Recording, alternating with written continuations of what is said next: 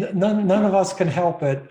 And, well before we started doing these webinars, Larry was the most frequent and, the most eloquent. Of course, Jack Bogle was pretty eloquent too, but he was on my radio show, and I always loved having him come because he was just such a wealth of information and has such a wonderful reputation in the industry. So I sometimes can't help asking more questions, but I will try to be quiet, Erica, and you can ask the next one. And I'm learning so much as well. So it's all wonderful. But I do have some questions that were submitted before, and it would be nice, I'm sure, for everyone who submitted them, if we could get as many of them answered as possible. Fair enough. So the next question was also submitted in advance, and it was actually submitted in the first webinar yesterday by George. And he says, how does opportunity zone investing compare to other options such as Roth? So I'm not sure who might want to take Larry. Adam's pointing at me, I think. Okay. All right. There's an old saying among wise investors, you should never let the tax dog wag the tail. And so my view is simply, I would stay away from these because you're going to be driven by the tax issues, and you are missing all of the other more important things, like, is it actually a good investment in the first place? And we want to build a highly diversified portfolio across investments that have generated risk premiums persistently over very long periods of time. It doesn't mean that a particular opportunity zone investment may not turn out to be a good one, but there's no evidence that you can look at to say it will be a good investment or not. So these things are marketed as stories to investors. Look, we're going to save you money, just like tax shelters on oil and gas. And then they can blow up in people's faces. Personally, I would tell you to avoid them.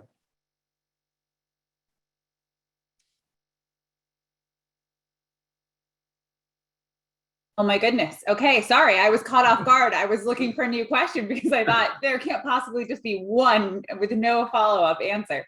But that's great. Thank you very much, both for the answer and for the brevity. So the next question is also one that came from the live room. And it was submitted yesterday after the first webinar. And Helen said, our documents were done a long time ago after we had our kids. They were done by an estate attorney in New Jersey, and we don't think he was very good. We don't even live in New Jersey anymore. We're retired to Florida. We're interested in meeting with you, Jim, to discuss becoming assets under management clients. And you mentioned this morning that you had estate planning services, some for out-of-state AUM clients. Could you expand on that? What might you be able to do for us with the estate planning, and what is your asset under management process like for new clients? Well, there's a whole bunch of questions in there, and I'll try to take them one at a time. First, let's talk about switching states. So these folks had documents done in New Jersey. And very frankly, we obviously have clients that we have done documents for when they were Pennsylvania residents. And very often, particularly later in life, maybe if one of their children move to a different state and they follow their children, the question is, and let's assume for discussion's sake that the documents that they had prepared in New Jersey were perfect. They were appropriate. They followed the, let's say, basic tenets of Lange's cascading beneficiary plan. Do they need to have new documents just because they moved to Florida? And the answer is no. I don't want to speak to Louisiana because that's a whole other world. But within the Pollyanna Code and all that. But the other 49 states, yes, there's differences in each state, but if the document was well prepared, moving to a different state shouldn't have any impact. So, one example that I come to mind, we had clients who were very happy with us when we prepared their documents and they moved out of state. and I got a letter and said, hey, we moved out of state. And because we moved out of state, we decided to redo our documents. Would you just check to make sure that they're okay? And I looked, and of course they were a mess.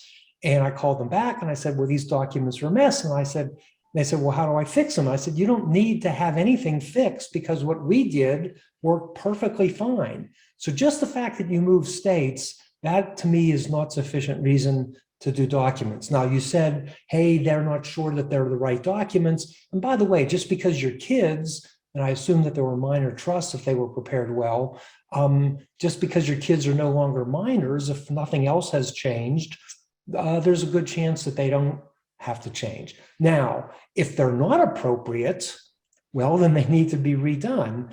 And a lot of times it might not be appropriate, even if they were done right in the first place, which they probably weren't, because of, let's say, tax law changes, or more likely their own particular changes in their circumstances.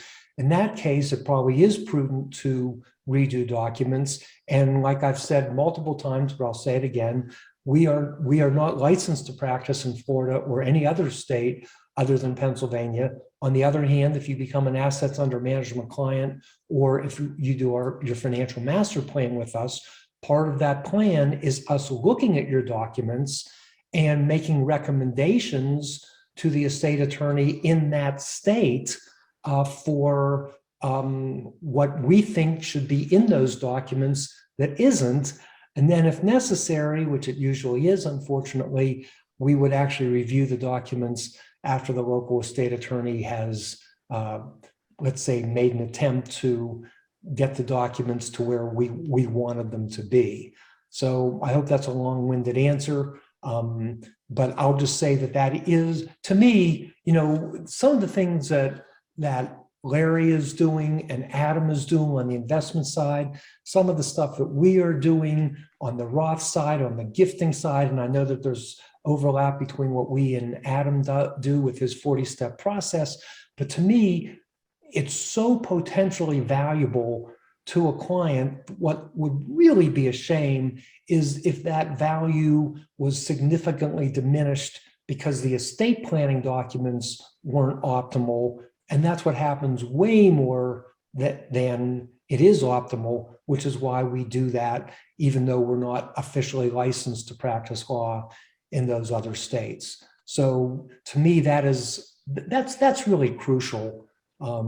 If you botch the stretch of an IRA, or if you don't have the right disability trust, or you don't have the right to disclaim to a child or a grandchild, or you leave IRA money to your family instead of charity, and you leave after-tax dollars to the charity and IRA money. These things can cost tens, hundreds of thousands of dollars. So that's why, maybe we're control freaks a little bit, but that's why we want to take a look at the estate plan and the wills and the trusts, and for professors, more importantly, the beneficiary designations of the retirement plans before we bless it and say, okay, you're done and you can think about other things. Great. Thank you, Jim. That was a comprehensive answer. And the only other thing that I will point out about that question and answer is that Brian has also kindly put a link to the offer. It's the same form that anybody who filled out the form in the prior webinars will have viewed, but it's harder to access this time.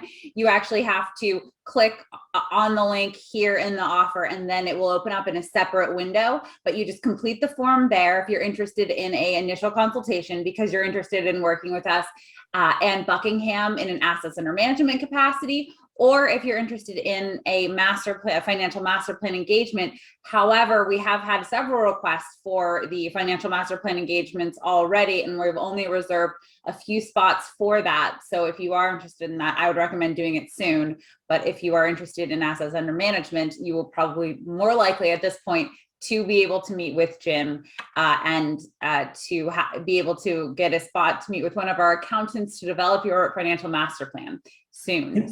And let me just add briefly, to me, if I am an investor and I'm listening to what Larry's talking about specifically on the alternatives, and I'm thinking, wow, that's great, but who needs Lange? you would be right. If you went to Buckingham by themselves without Lange, pay them 1%, and you went through their 40-step process, and you would be doing very, very well. But our value proposition is for no additional money, you get, Adam and his team and the brain trust of Larry, and you get us with the Roth and the estate planning analysis and everything else for the same price. So, and my deal with Buckingham is to distinguish fees. If you start with them, then I don't get anything. So I'm not going to do that work if I don't get anything. But instead, if you start with me, then you're going to get what I think is the best of both. And I'll look you in the digital eye and tell you I don't know of a better value proposition anywhere in the market than the combination of us and Buckingham. Or to be fair, we do have other investment firms who I also think are very good also. Now, I do have another question from the live room, and just based on a couple of the words in this question, I feel like Larry is the right fit to answer it, or to be the first to answer it. It's from Bill, and he says, how does your approach deal with some of the black swan events that you mentioned? Okay, so first let's define for people what we mean, or the convention of a black swan. It's an unexpected event that can hit the markets. Well, we could say a 911 was a black swan. You could call the great financial crisis a black swan, the COVID crisis a black swan. So how do we deal with that? The first thing is we admit that we can't predict these events. However, we know that they will happen. We just don't know when. We don't know how bad their effects will be, and we don't know how long it'll last. So it's absolutely critical to get the plan right and make sure it incorporates the virtual certainty that these are going to happen, with historically them occurring about once every 7 years or so. And so your plan has to deal with that. So when Adam meets with you and goes through his 40-step process, he's going to make sure to ask questions about what we call your ability, your willingness, and your need to take risk. So your ability to take risk, most people think of only the investment horizon, how long you have. If you have a very long horizon, you have more ability to wait out those black swans, and hopefully the markets recover for them. But that's not the only thing that matters. You may have a very long horizon, but your labor capital might be highly correlated with equities. By that, I mean, maybe you're a construction worker or an automobile worker, and the economy gets hit and automobile sales collapse, or construction and housing falls apart. All right. And now you have to sell some of your stocks just to put food on the table. Well, your ability to take risk is quite a bit different than if you're that tenured professor whose labor capital is very safe and highly unlikely to get hit when these black swans occur. So that professor has more ability to take risk. In other words, Adam's going to ask you, are you a stock or a bond? The professors tend to be more bonds, so they can own more equities. And the construction worker or computer salesman or auto salesman, they tend to be more stock-like, and therefore they need to own more safe bonds. Then we ask about your ability to sleep well at night. Some people can sleep well when the markets are dropping 10%, but can't when it hits 20. Well, then they have to have a more conservative portfolio than someone who slept okay right through the 08 crisis, never panicked and sold. And then you have the question of need to take risk. If you spend, say, $100,000 a year, you're getting 40 from Social Security with you and your spouse. You need another 60, and you're sitting on $5 million. You have no need to take risk. You can sit with a very conservative portfolio that might be as little as 20 to 30% equities. We never recommend less than 20, because sometimes stocks do well when bonds do poorly. So stocks, having at least some actually can reduce the risk of the portfolio. So we want to ask those kinds of questions. So we try to build enough safe assets and uncorrelating assets in the portfolio to dampen those tail risks and make sure that your portfolio will not exceed your ability, willingness, or need to take risks. For those of you who are interested in a more complex answer, I'd recommend reading my book, Reducing the Risk of Black Swans, which shows you how by owning less equities overall, but the equities you own being the most risky, small value stocks, that has provided you very similar returns to the traditional, say, 60-40 stock portfolio that looks market-like. But instead you own only 40% stocks, but they're all small value. Your tail risk has been cut dramatically. Now, you do give up some of the upside, but that's what most people don't care about. They care more about making sure they're not having to eat dog food, if you will, or they're able to sleep well. So that book goes into great detail about the strategy. That's one many of our clients adapt. And Adam would show you various strategies, market-like, tilted portfolios, we call them, to small in value, showing Monte Carlo outcomes, computer simulations, showing you the various odds of success and what happens in really bad markets. How have these various portfolios work? Because what is truly the most important thing is not choosing the right portfolio, because there is no perfect portfolio. What's truly the most important is choosing a portfolio that you will have the ability to stick with and just rebalance and tax loss harvest and never panic and sell, because that's committing, I use the term, portfolio suicide. That's really Adam's most important job, is right up front, helping you figure out the right asset allocation. Larry, can I just clarify something? You talked about labor capital and professors that tend to have more particularly tenured professors that tend to have more solid jobs than, say, a construction worker or a car worker or somebody whose job might be more tied to the economy, or, COVID, for example, a personal service where there is up close contact. But you're talking about somebody who is still working and presumably has a long number of years to continue. You are not talking about a retired professor who in effect has no labor capital. Yeah, that's a great question. One we talk about. I'd urge everybody here to get a copy of my book, Your Complete Guide to a Successful and Secure Retirement. We go through in great detail each of these issues about ability, willingness, and need to take risks, giving some examples. So for example, if you're a tenured professor at age 40, you've got a large amount of labor capital. If you're a tenured professor, and by the way, therefore, ability to take more equity risk. If you're a tenured professor and you're retiring next year, it's irrelevant, right?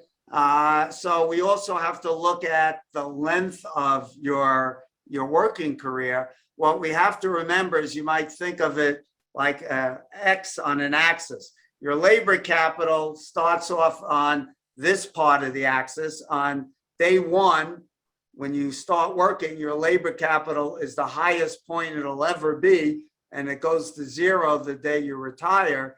Your financial statement is this. Your financial assets are this axis. The day you start working, you may even be in debt, paying off your student loans, and hopefully growing here, right? So Adam's job is making sure we're figuring out where you are and making sure we get that ability, willingness, and need to take risk right for your particular situation. Let me add another thing. Let's say you're a house painter because you like painting houses, but you were genetically blessed and your parents left you $10 million. It's irrelevant what your labor capital may be tied to the economy. You can build, a very safe portfolio or even a riskier one, but you have $10 million. You're okay no matter what. So you have to look at your labor capital in relationship to your other assets as well. These are really important questions. And I'd ask everyone on this call, if you've ever worked with a stockbroker or an investment advisor, have they ever asked you about these things? What I found is that's very rarely the case, yet it is incredibly important in helping set up the plan right in the first place.